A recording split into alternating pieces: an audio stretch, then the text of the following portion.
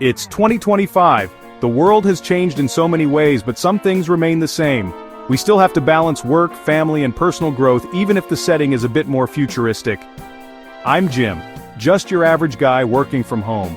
My days are filled with Zoom meetings, emails, and the occasional coffee break in my own kitchen. It's a different kind of hustle, but it's still a hustle. My wife, Pam, is amazing.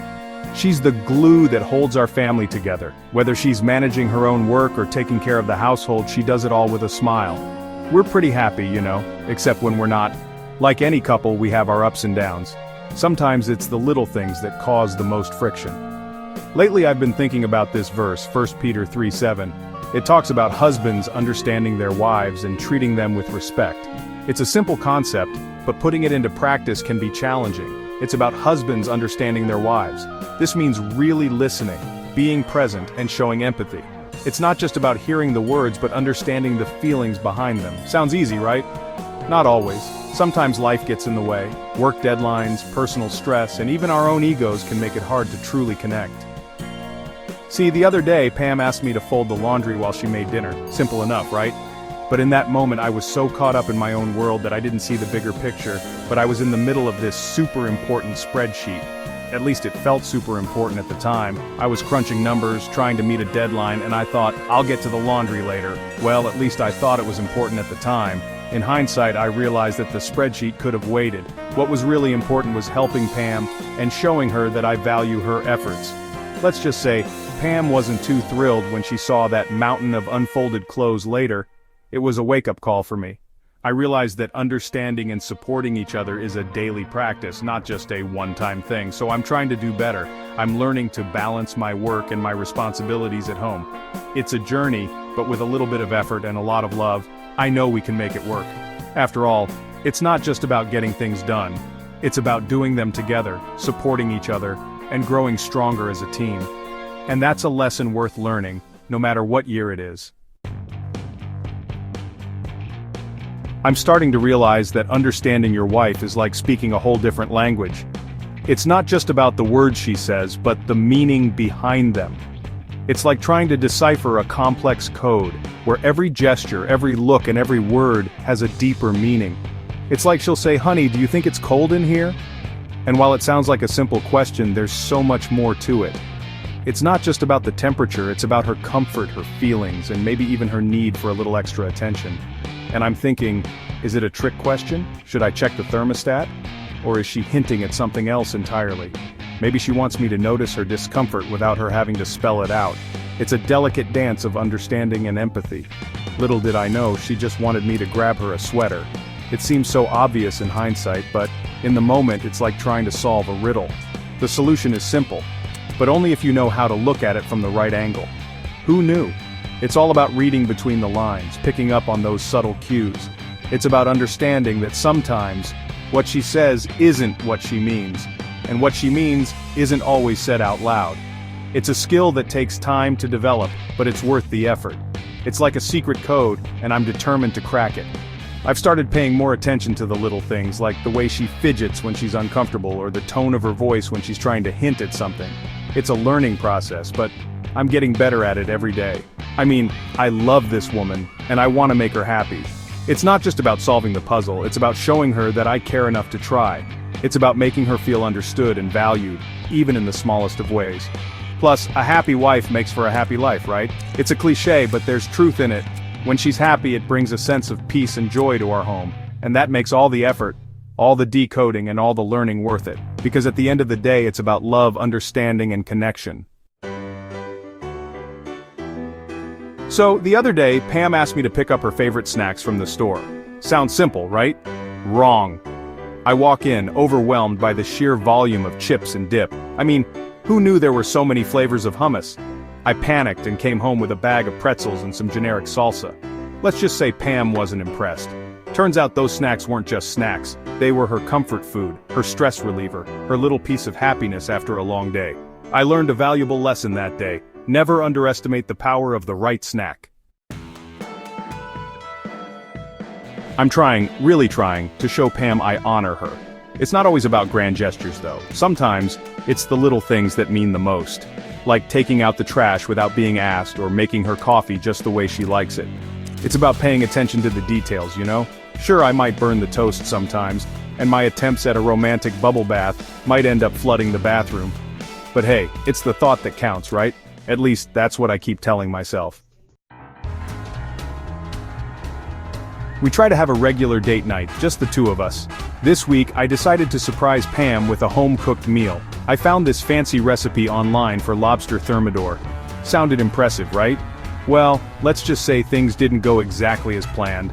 The lobster was rubbery, the sauce was lumpy, and the kitchen looked like a bomb went off. We ended up ordering takeout and laughing about it all night. It might not have been the romantic evening I had envisioned, but it was perfect in its own way. Section 6. Learning to listen. A husband's crash course in partnership. One thing I'm learning about marriage is that it's a partnership. It's not about me being right all the time or always having the answers. It's about listening to Pam, really listening and valuing her opinions. It's about making decisions together, even if it means compromising on that 85-inch TV I've had my eye on. I'm not going to lie, it's not always easy. Sometimes I still catch myself wanting to offer solutions when all Pam really wants is for me to listen. But hey, I'm a work in progress, right?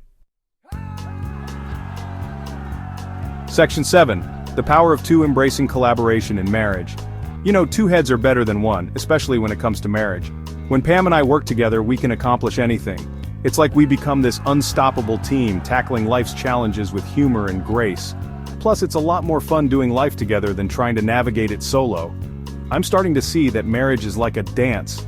It takes two to tango, and sometimes we step on each other's toes, but as long as we keep dancing together, we'll find our rhythm.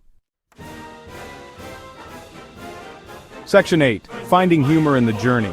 Laughter as the best medicine. They say laughter is the best medicine, and I'm starting to believe it. Life is messy, marriage is messy, and sometimes you just have to laugh about it. It's those shared moments of humor, those inside jokes and silly arguments that make marriage so special. So, we try to find the humor in everyday situations, even when things get tough. After all, a little laughter goes a long way in keeping the spark alive. Section 9. Mutual respect. The foundation of a strong and loving marriage. Mutual respect is the cornerstone of any strong and loving marriage. It's the glue that holds everything together, the foundation upon which all other aspects of a relationship are built. Without it, even the most passionate love can falter.